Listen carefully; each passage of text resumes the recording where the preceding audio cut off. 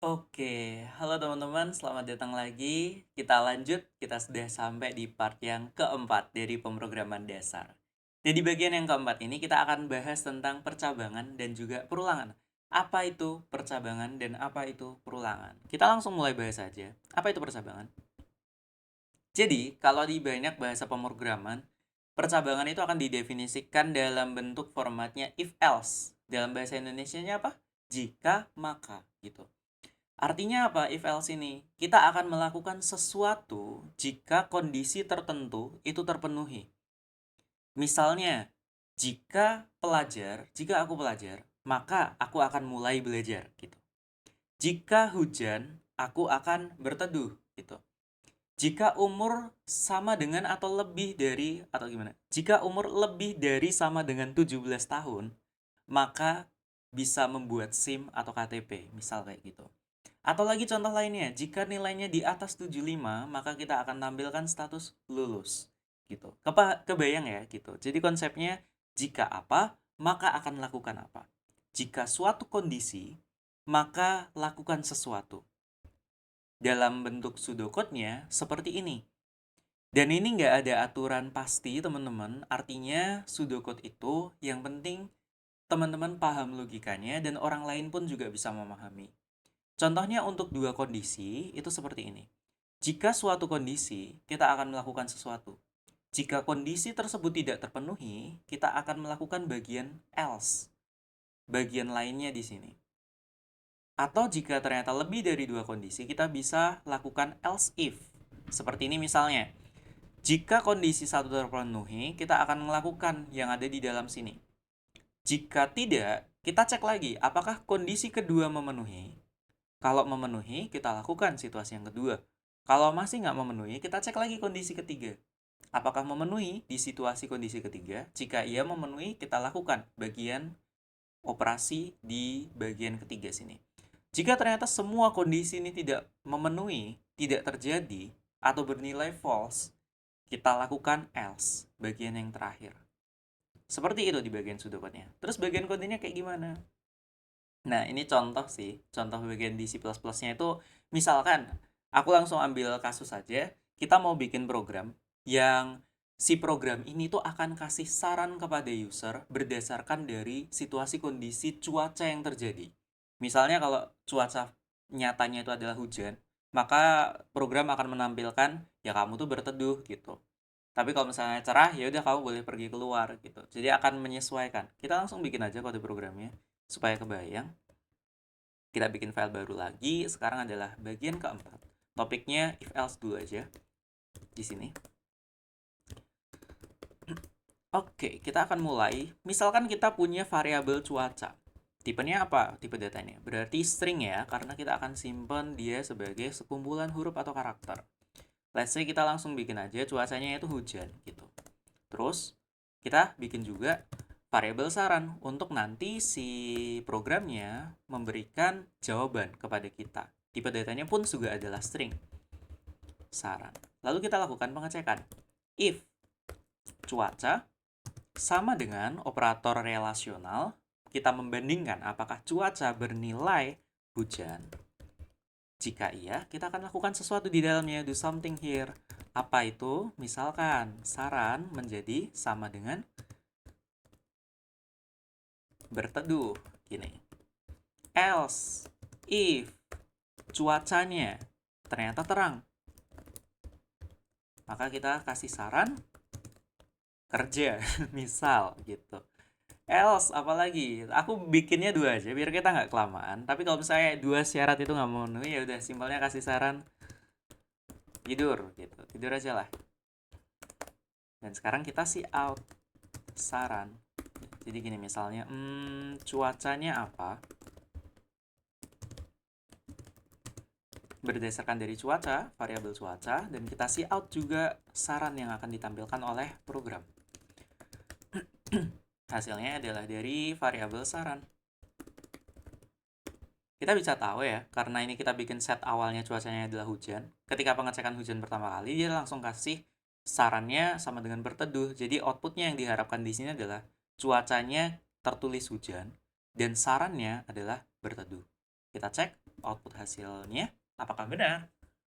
Ya benar, tapi kita lupa kasih, jangan lupa biar formattingnya rapi, kasih \n. Kita cek lagi, clear dulu biar lebih bersih. Oke, cuacanya hujan, saran berteduh.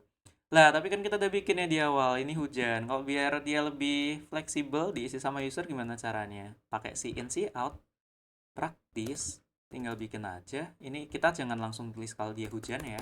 Kita bikin dulu dia variabelnya kosong. Kita belum kasih dia nilai. Jadi sementara ini, si cuaca itu sama saran nggak punya nilai. Karena kita belum kasih sama dengan apa. Ya yang penting ada aja gitu tempatnya buat nampung. Tapi kita belum kasih nilai di dalamnya. Kita bikin supaya fleksibel bisa kita isi. Berarti isikan cuaca, misalkan begini. Kita terima cout menampilkan ke terminal isikan cuaca, dan hasilnya ketika user mengetikkan sesuatu kita akan tampung dia menggunakan in ke dalam variabel yang namanya cuaca. Barulah dilakukan pengecekan. Kalau hujan akan dilakukan apa, kalau terang akan dilakukan apa. Sekarang kita coba lagi kodenya. Sekarang kita bisa isikan cuaca. Tadi hujan udah ya, sekarang terang misal. Wow, cuaca terang, saran kerja gitu. Kalau misal jalanin lagi, isikan cuaca bukan hujan, bukan terang, tapi aku bilang berawan gini. Berarti outputnya adalah tidur gitu. If else sederhana, nggak ada yang rumit. Kita cukup bikin situasi kondisinya apa, kita mau ngelakuin apa. Simpel kan? Lanjut lagi dulu. Kalau udah if else, ini contoh lainnya, kita ubah skor ke dalam bentuk huruf. Misalnya skornya 89,75, kita akan ubah dia menjadi skor huruf. Harusnya apa outputnya? Kita udah tulis sih di sini outputnya B. Kenapa B? Karena lakukan pengecekan yang pertama dulu. Ini operasi logika, operasi operasi OR. Kita cek apakah 89,75 ini lebih besar dari 100. Ternyata enggak ya, dia masih aman. Dia masih dalam range 0 sampai 100. Jadi if situasi yang kondisi pertama ini terlewati, kita akan cek apakah skornya lebih besar dari 90. Ternyata tidak memenuhi juga. Berarti kita lanjut ke pengecekan yang ketiga. Apakah skornya lebih besar dari 80? Lebih besar sama dengan 80? Ya, 89,75 itu lebih besar sama dengan 80. Lebih besar dari 80, maka grade-nya menjadi B. Begitu. Aku contohin yang pertama aja, yang kedua nanti bisa dicoba sendiri aja dengan kode yang udah aku bikin di sini. Selanjutnya ada opsi lain teman-teman, switch case. Ini percabangan juga, tapi dalam kasus switch case itu biasanya orang akan pakai ini ketika terlalu banyak if else-nya. If apa? Else if, else if, else if. Nah, kadang tuh pemformatannya akan lebih susah kalau pakai if else. Jadi kita pakailah yang namanya switch case. Contohnya itu praktisnya tentang hari, teman-teman. Jadi contohnya gini deh, aku langsung contohin aja di bagian kode pemrogramannya. Bikin file baru lagi aja biar lebih bersih. Switch.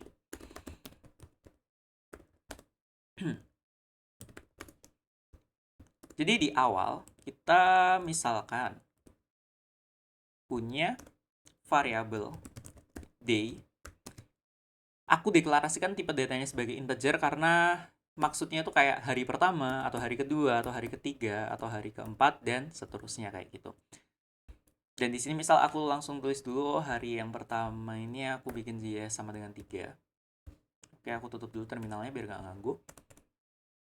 Terus aku pakai switch case. Nah, enaknya kalau misalnya kita pakai VS Code dan bukan pakai Notepad ya. Kita ada kayak gini nih. Apa namanya? Jadi kita bisa sesimpel tinggal tab dan pemformatannya akan dibuatkan gitu. Ini untuk switch, formatnya seperti ini. Expression-nya apa yang mau kita pakai? Kita akan pakai day di sini. Variabelnya kita masukkan di bagian switch-nya, day. Lalu kita bikin case-case-nya. Ketika day-nya, case-nya itu adalah 1. Ketika day sama dengan 1, kita akan lakukan apa? Cout, misalkan hari Senin. Gitu. Lalu di break, kalau misalnya ini udah benar, supaya dia kodenya nggak lanjut ke bawah lagi. Terus kita bisa bikin case baru lagi nih, di bawahnya. Kayak gini misalnya, case 2. Outputnya berarti Selasa. Kalau benar, di break lagi, supaya dia nggak lanjut ke bagian bawah. Dan kita bikin terus seterusnya sampai ke hari Minggu. Ini aku akan lakukan cepat aja.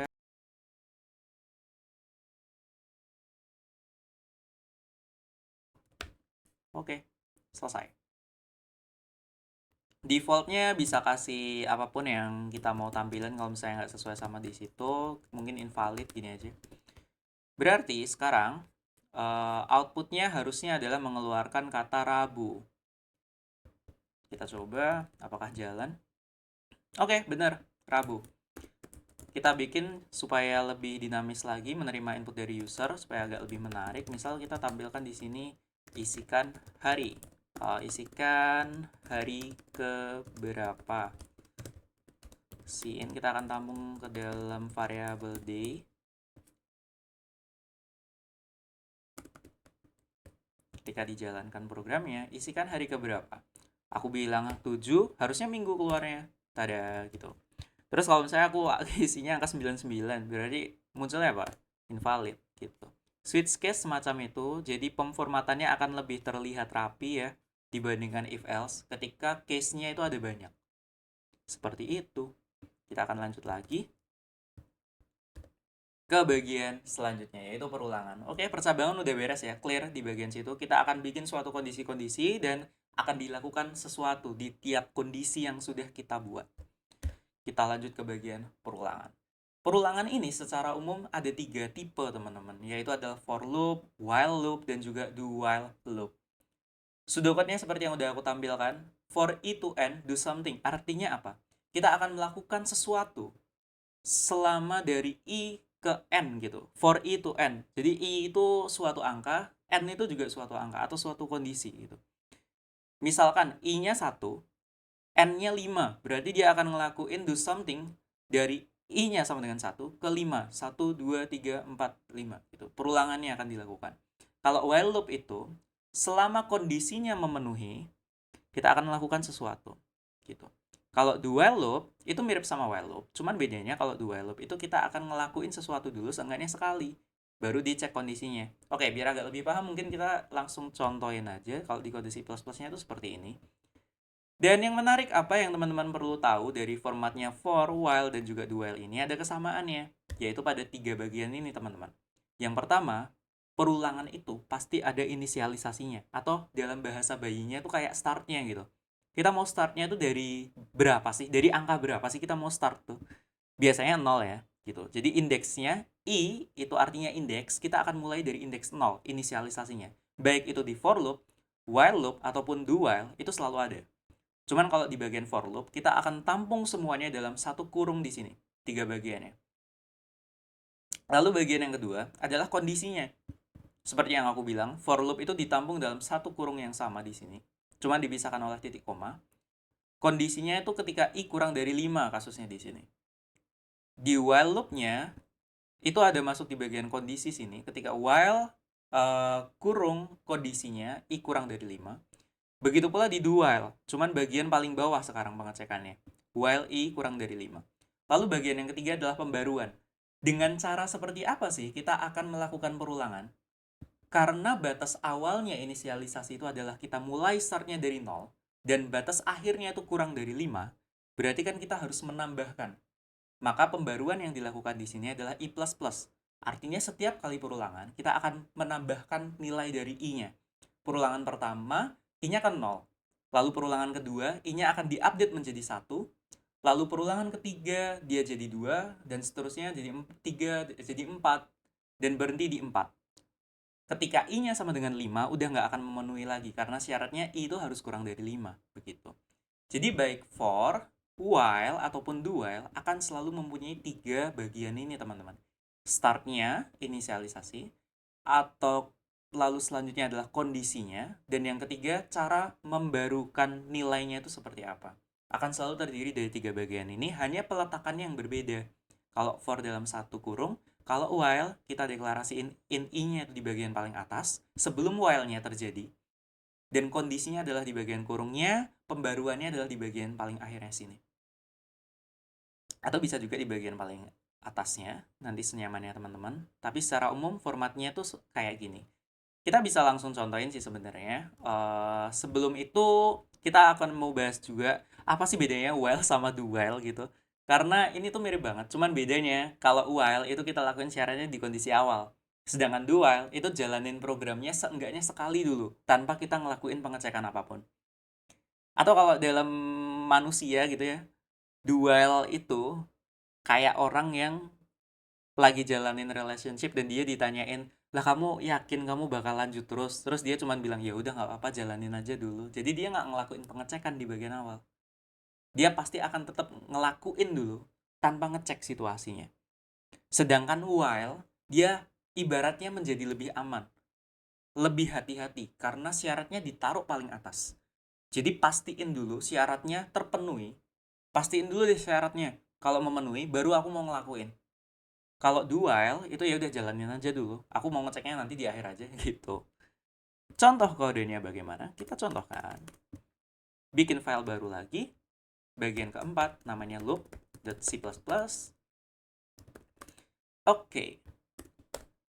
Contoh sederhana, paling sederhananya itu misal kayak gini. In i, kita bikin inisialisasinya dulu ya. Ini tadi bagian pertama yang aku bilang. Bagian perulangan pasti akan punya 3 bagian ini. Yang pertama adalah inisialisasi i sama dengan 0. Lalu batasnya mau sampai mana? Perulangan ini terjadi dibatasin dong. Karena kalau nggak dibatasin dia akan mengulang selamanya. Kita batasin sampai i-nya kurang dari 5. Lalu i++. Itu cara kita membarui si nilai i-nya setiap kali perulangan. Kita akan lakukan apa? Simpel aja, misal si out dari i-nya. Dan aku kasih spasi biar enak kelihatan. Jadi aku akan tampilkan urutan i-nya terupdate itu akan seperti apa. Kita coba lihat ya kode ini munculnya seperti apa. Yap, hasilnya adalah sebentar kok nggak kelihatan. Munculnya menjadi seperti ini. Artinya kode dari yang bagian baris yang aku tandain ini, si out i dan juga spasi ini diulang sebanyak 5 kali. Perulangan pertama, i-nya kan masih 0. Dia akan tampilkan nilai 0. Ini perulangan pertama. Lebih tepatnya ini sih, ada spasinya di sini. Nah, perulangan pertama tuh ini. Lalu, i-nya diupdate i++. Sehingga di perulangan yang kedua, i-nya udah jadi 1, dan kita akan see out kan 1. Maka perulangan kedua adalah bagian sini. Lalu bagian perulangannya diulangin lagi ke perulangan ketiga. Sekarang i++ lagi, i-nya udah jadi 2. Tampilkan lagi see out. Maka ini adalah perulangan ketiga. Dan seterusnya ini perulangan keempat. Dan ini perulangan kelima. Di perulangan yang kelima ini sudah berhenti karena i-nya mencapai 4. Ketika ditambah lagi, mau masuk ke perulangan ke-6, i-nya kan udah sama dengan 5. Dan syarat ini udah nggak memenuhi lagi. Apa yang terjadi kalau misalnya aku nggak kasih batas atau batasnya salah? Jadi misal batasnya kayak gini. I-nya 0. Terus habis itu i++. Nah, akan dilakukan, sorry. Misal gini aja deh. Ketika i kurang dari 5 dan i-nya malah bukan i++ tapi i minus. Artinya sekarang di setiap perulangan nilai i itu akan dikurangin. Dari 0 jadi min 1, jadi min 2, jadi min 3, jadi min 4, min 5 dan seterusnya. Yang mana batas ini tuh akan selalu terpenuhi. I semakin kecil kan nilainya ketika dikurangin di setiap kali perulangan, dan batas ini menjadi selalu terpenuhi, nggak akan pernah berhenti loopingnya. Ketika aku run kodenya, dia akan looping abadi. Tada gini, dan cara ngehentiinnya gimana? Tenang aja, jangan panik, jangan ditutup VS Code-nya, kita bisa lakuin Ctrl C. Harusnya berhenti. Tada, berhenti. Jadi kalau teman-teman panik kok tiba-tiba muncul kayak gini, ya sesederhana teman-teman pencet Ctrl C, itu nanti di bagian terminalnya akan berhenti. Itu tips saja, gitu. Oke, ini untuk for loop. Gimana kalau misalnya while? Kita juga bisa bentuk cara yang sama ini, proses yang sama dengan while loop. Caranya, kita bikin deklarasi i-nya dulu. Inisialisasi, selalu mulai dari inisialisasinya ya. In i sama dengan 0. Habis itu while. Kondisinya kita isikan. Apa? Kondisinya i kurang dari 5. Kita mau lakuin apa? Cout. I sama kayak di atasnya supaya kita bisa lihat perbandingannya aja. Lalu jangan lupa di akhir adalah i++. Kita harus update i-nya supaya programnya berhenti. Ketika aku jalankan, oh, looping abadi lagi. Ada yang salah ya? I plus plus. Oh ya ampun, ini masih sisa yang atas ini belum aku update. Sisa yang atas. Bukan while-nya yang salah. For-nya tadi emang sengaja kita salahin. Oke, sekarang udah bener. Yang bagian, oke, kasih pembatas biar kita bisa lihat lebih enak.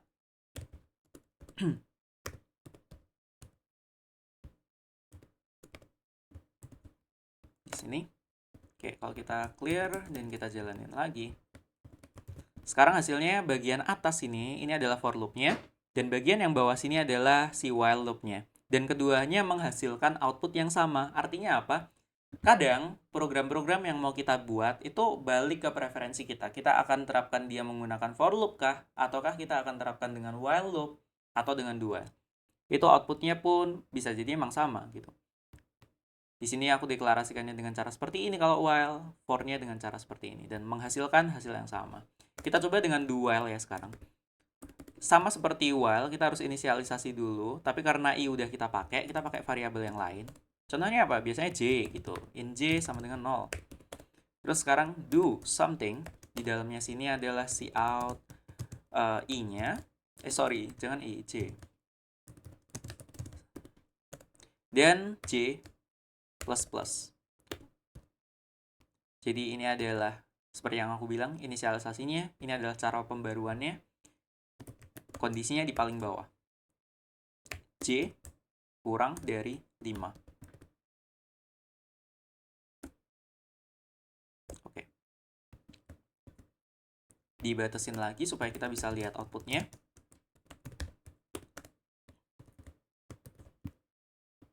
Nah, bagian atas ini for loop yang udah kita jalanin sebelum-sebelumnya. Bagian bawahnya, baris kedua adalah while loop yang kita program juga sebelumnya. Bagian terakhirnya adalah do while. Jadi outputnya sama aja sebenarnya. Tapi kita akan bisa lihat perbedaannya untuk while dan juga do while. Itu ketika misalnya, gini. Di awal sini, kalau misal aku bikin i-nya sama dengan let's say 5, maka while ini nggak akan pernah dijalanin. Bagian yang for-nya aku matiin dulu. Jadi kita akan cek. Ada dua kode di sini, while dan juga do while. Di bagian paling awal aku bikin inisialisasinya udah nggak memenuhi dari awal, yaitu i sama dengan 5. Otomatis si while ini nggak akan pernah dieksekusi. Sedangkan ketika di bagian do while sini, walaupun j-nya aku set sama dengan 5, dia akan tetap dieksekusi seenggaknya sekali. Kita bisa contohin di sini, misal aku juga cout atau nggak usah deh, ini aja nggak apa-apa. Ketika kita coba run, bagian paling atas ini ada baris yang kosong teman-teman. Itu karena di bagian while-nya itu udah nggak dieksekusi. Sedangkan ini hasil dari sini. Di bagian bawah 5 ini tetap dieksekusi, itu hasil dari do while. Efeknya kalau kita ngelakuin do while, yaitu tadi pengamanannya kurang, sehingga dia akan meloloskan setidaknya sekali. Baru di bagian terakhir dicek, ternyata j-nya nggak memenuhi, jadi perulangan kedua sudah dihentikan. Yang baris pertama adalah while, kosong ya, memang kosong. Baris yang kedua adalah do while. Begitu teman-teman. Oke, semoga teman-teman paham. Jadi review singkat lah, ini tentang perulangan dan juga percabangan. Maaf videonya jadi terlalu panjang, tapi teman-teman bisa skip-skip aja kalau emang ngerasa ada banyak penjelasanku yang bisa teman-teman pahamin lebih cepat gitu. Semoga teman-teman paham tentang percabangan dan perulangan. Ini akan jadi dasar yang sangat penting banget buat teman-teman belajar di tahap selanjutnya. Dan latihan-latihan soalnya akan banyak banget pakai tentang if, else, dan juga perulangan. Semangat teman-teman!